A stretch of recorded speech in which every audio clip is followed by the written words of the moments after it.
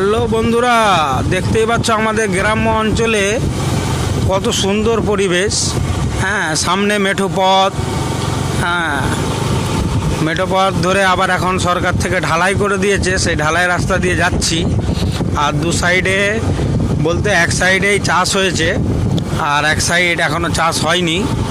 হ্যাঁ, তো এটা হচ্ছে আমাদের গয়লা বাঁধ বলে থাকি,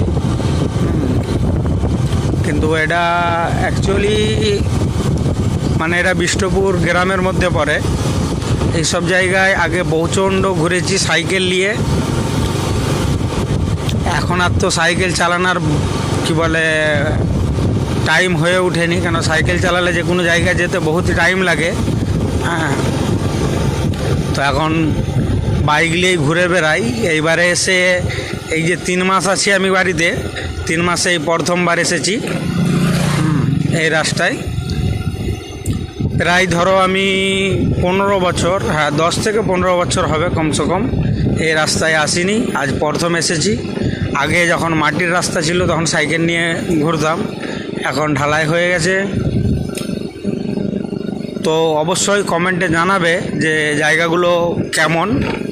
হ্যাঁ, আর কে কে এই জায়গায় এসেছো। এটা হচ্ছে মানে গয়লা বাঁধ বলি আমরা, ছোটোবেলার স্মৃতির জায়গা,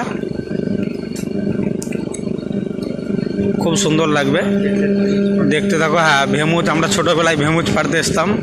ওই যে সামনে যে সেপারে খালটা দেখতে পাচ্ছ, খালের ওই পারে প্রচণ্ড বন ছিল। হ্যাঁ, ওই পাড়টাই প্রচণ্ড বন ছিল, তো আমরা ওই বনেতে ভেমুজ পাড়তে আসতাম ওই দিকটাই।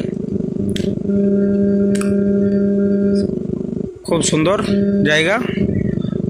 কেউ যদি পিকনিক করতে চাও, যারা আমাদের দাসপুর থানার আন্ডারে আছো, মানে দাসপুর থানার এলাকার মধ্যে, তারা এই জায়গায় খুব সুন্দর পিকনিক করতে আসতে পারো। দেখতেই পাচ্ছ রাস্তাটা খুবই সুন্দর জায়গা। আমরা যাব এই দিকটাই।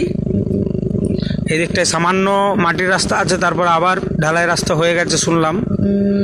চলো আজকের ভিডিওটা এখানে শেষ করছি।